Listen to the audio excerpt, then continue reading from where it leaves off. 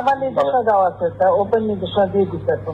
এখন লেখা নিবেন ব্যবহার করবে, যেখানে পাবে সেটা গুলি করবে। গত মার্চে অনলাইনে শেখ হাসিনার একটি অডিও ছড়িয়ে পড়ে, যাতে শোনা যায় অভ্যুত্থান দমনে গুলি করার নির্দেশ দেন তিনি।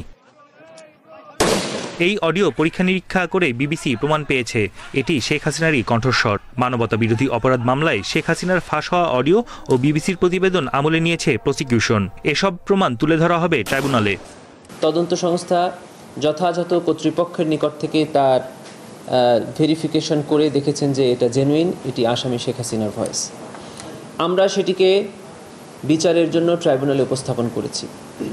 চার্জ গঠন যদি ট্রাইব্যুনাল করে থাকেন তাহলে এটিকে আমরা সাক্ষ্য হিসাবে এক্সিবিট করার জন্য ট্রাইব্যুনালের কাছে প্রার্থনা করব at the time of trial.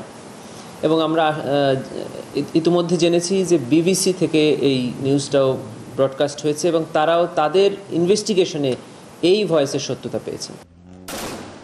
Tamim আরও বলেন, বিবিসির অনুসন্ধানে উঠে এসেছে কিভাবে গণহত্যার নিউক্লিয়াস হয়ে উঠেছিলেন শেখ হাসিনা। তার নির্দেশেই নির্বিচারে গুলি চালায় আইনশৃঙ্খলা বাহিনী।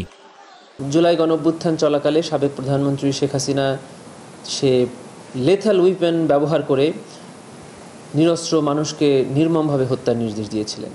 ড্রোন ব্যবহার করে এই প্রোটেস্টারদেরকে অবস্থান লোকেট করে তাদেরকে নিরূপণের চেষ্টা করেছেন। হেলিকপ্টার থেকে গুলি করার নির্দেশ প্রদান করেছেন।